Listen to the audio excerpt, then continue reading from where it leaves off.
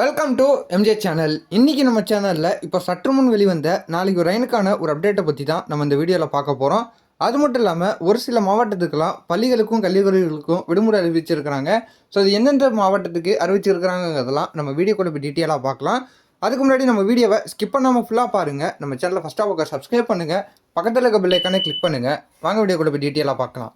தென்கிழக்கே சுமார் 600 கிலோமீட்டர் தொலைவிலும், நாகப்பட்டினத்திலிருந்து தென்கிழக்கே 880 கிலோமீட்டர் தொலைவிலும், புதுவையிலிருந்து தென்கிழக்கே 980 கிலோமீட்டர் தொலைவிலும், சென்னையிலிருந்து தெற்கு தென்கிழக்கே 1080 கிலோமீட்டர் தொலைவிலும் நிலை கொண்டுள்ளது.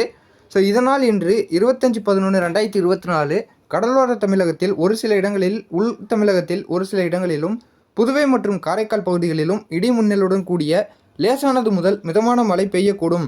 ராமநாதபுரம், புதுக்கோட்டை, தஞ்சாவூர், திருவாரூர், நாகப்பட்டினம், மயிலாடுதுறை மாவட்டங்கள் மற்றும் காரைக்கால் பகுதிகளில் ஓரிரு இடங்களில் கனமழை பெய்ய வாய்ப்புள்ளது என வானிலை மையம் அறிவிப்பு வெளியிட்டுள்ளது. இந்நிலையில் நாகப்பட்டினம் மாவட்டத்தில் கனமழை பெய்யும் என வானிலை மையம் அறிவித்ததையடுத்து பள்ளி மற்றும் கல்லூரிகளுக்கு நாளை 26/11/2024 ஒரு நாள் மட்டும் விடுமுறை என மாவட்ட ஆட்சித்தலைவர் அறிவிப்பு வெளியிட்டுள்ளார். அதனைத் தொடர்ந்து மற்ற மாவட்டங்களுக்கும் அந்த மழையின் அளவை பொறுத்து அந்தந்த மாவட்ட ஆட்சியர்களே முடிவெடுத்து கொள்ளலாம் என வானிலை மையம் தெரியப்படுத்தியுள்ளது. ஸோ இந்த மாதிரி நீங்கள் நல்ல நல்ல தகவலை தெரிஞ்சுக்கிறதுக்கு நம்ம சேனலை சப்ஸ்கிரைப் பண்ணி சப்போர்ட் பண்ணிக்கிட்டே இருங்க. அப்போ தான் நான் போடக்கூடிய நம்ம நல்ல நல்ல தகவலை நீங்கள் பார்த்து தெரிஞ்சிக்க முடியும். இதே மாதிரி வேறு ஏதாவது ஒரு நல்ல அப்டேட்டோட நான் உங்களை அடுத்தடுத்து வந்து பார்க்குறேன்.